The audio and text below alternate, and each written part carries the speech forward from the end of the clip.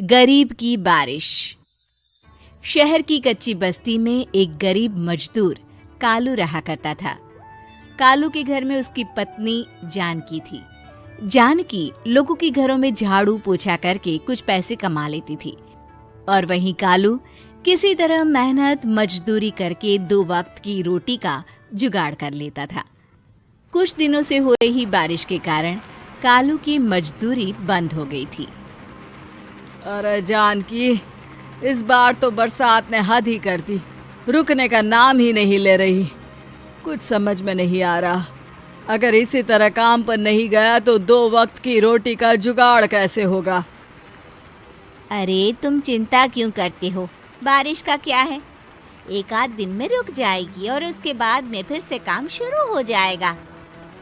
अरे 3 दिन तो हो गए, बरसात तो रुक ही नहीं रही है और आगे भी रुकने के कोई आसार नहीं दिख रहे। तो क्या हुआ, तुम्हारा काम बंद हुआ है ना। मैं तो अभी भी लोगों के घर झाड़ू पोछा करने जाती ही हूँ। मेरे पगार से कुछ दिन तो निकल ही जाएंगे। अरे घर का खर्चा तो हम किसी तरह चला लेंगे जानकी, लेकिन ये जो छत टपक रही है इसका क्या करेंगे। ये बात तो आपकी सही है। हमारी झोपड़ी अब काफी पुरानी हो चुकी है और इसके छप्पर में भी कई सारे छेद हो गए हैं। रात भर पानी टपकता रहता है। अरे मैं भी इसी बात से बहुत परेशान रहता हूँ। कहीं किसी दिन ज्यादा बारिश आ गई तो हमारी झोपड़ी टूटकर बिखर ना जाए। राम राम राम, ऐसी अशुभ बातें क्यों करते हो। अरे ऐसा कुछ नहीं होने वाला। ये झोपड़ी ही तो हमारा सब कुछ है। अगर यही नहीं रही तो हम जाएंगे कहाँ। ठीक है जानकी, जब तुम्हारी पगार मिल जाएगी तो कुछ पैसे बचाकर झोपड़ी के छप्पर की मरम्मत करवा लेंगे। शायद हमारी परेशानी कुछ कम हो जाए। ठीक है जी, अब ना ज्यादा परेशान मत हो। ये लो खाना खा लो और सो जाओ, सुबह मुझे भी जल्दी काम पर जाना है। जानकी और कालू अपनी झोपड़ी में सो गए। रात को अचानक से बहुत तेज बारिश शुरू हो गई। धीरे धीरे बारिश का पानी कालू की बस्ती में भरने लगा। पानी भरते भरते झोपड़ी के बाहर तक पहुंच गया था। सुबह के वक्त जब कालू और जानकी सोकर उठे, हे भगवान, ये क्या हो गया। बारिश का पानी तो हमारे घरों तक पहुंच चुका है। अब मैं काम पर कैसे जाऊंगी। रहने दो जानकी, तुम आज काम पर मत जाओ। ऐसे पानी से निकल कर जाओगी और बीमार पड़ गई तो लेने के देने पड़ जाएंगे। लेकिन अगर नहीं गई तो मालकिन लोग नाराज हो जाएंगे। आप जानते हैं ना, बड़ी मुश्किल से 1 दिन की छुट्टी भी नहीं देती है। अरे लेकिन जानकी, झोपड़ी के बाहर तो पूरी बस्ती में पानी भरा है, तुम जाओगी कैसे। जानकी जैसे तैसे करके काम पर चली जाती है, लेकिन अगले दिन फिर से बहुत ज्यादा बारिश होती है और बस्ती में ज्यादा पानी भर जाता है। आज तो मैं तुम्हें किसी भी तरह काम पर नहीं जाने दूंगा। अरे अगर तुम्हें कुछ हो गया तो क्या होगा। ठीक है, तुम ठीक ही कहते हो, आज नहीं जाती। अगर मालकिन नाराज हो गई तो मना लूंगी किसी तरह।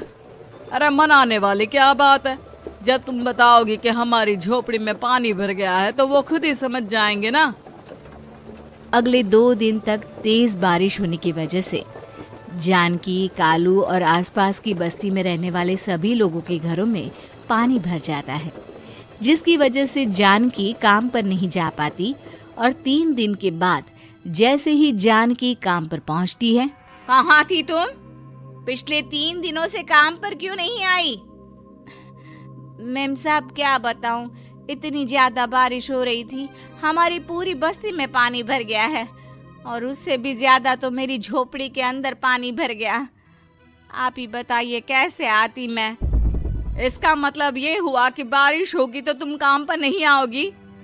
ना ना, मेरे कहने का ये मतलब नहीं था मेम साहब। तुम जानती भी हो 3 दिन से कितनी परेशानी हो रही है मुझे। सारा काम मुझे खुद करना पड़ा। माफ कर दीजिए मालकिन जी, पर मैं क्या करती, आने के लिए रास्ता ही नहीं था, सब जगह पानी भरा हुआ था। बहाने तो तुझे बहुत बनाने आते हैं। जानकी देख, अगर अगली बार ऐसा किया ना तो फिर काम से हमेशा के लिए छुट्टी। अरे ना ना मालकिन, ऐसा मत कीजिए। बारिश की वजह से मेरे पति की मजदूरी भी छूट गई है। बड़ी मुश्किल से घर में 2 वक्त खाने की रोटी का जुगाड़ हो पाता है। आप मुझे काम से निकाल देंगे तो हम क्या खाएंगे? अगर इतनी ही चिंता है तो फिर रोजाना काम पर आया करो। चलो अब जल्दी से जाकर घर का सारा काम करो। बारिश रुकने का नाम ही नहीं ले रही थी। पूरे शहर में बाढ़ जैसे हालात बन गए थे। लेकिन नौकरी जाने के डर से जानकी किसी तरह रोज काम पर जाती थी। एक दिन जब जानकी काम करके अपने घर लौट आई तो अचानक उसकी बस्ती में कुछ लोगों का शोर सुनाई दिया। अरे लगता है बाहर कुछ हुआ है, मैं जाकर देखता हूँ। हाँ हाँ, पता तो कीजिए, ये बस्ती में लोग इतना शोर क्यों कर रहे हैं?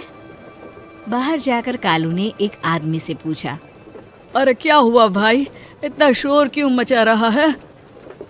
अरे क्या बताए भैया, अपने बस्ती के बाहर एक पुल टूट गया है और वहाँ पर एक कार फंसी है।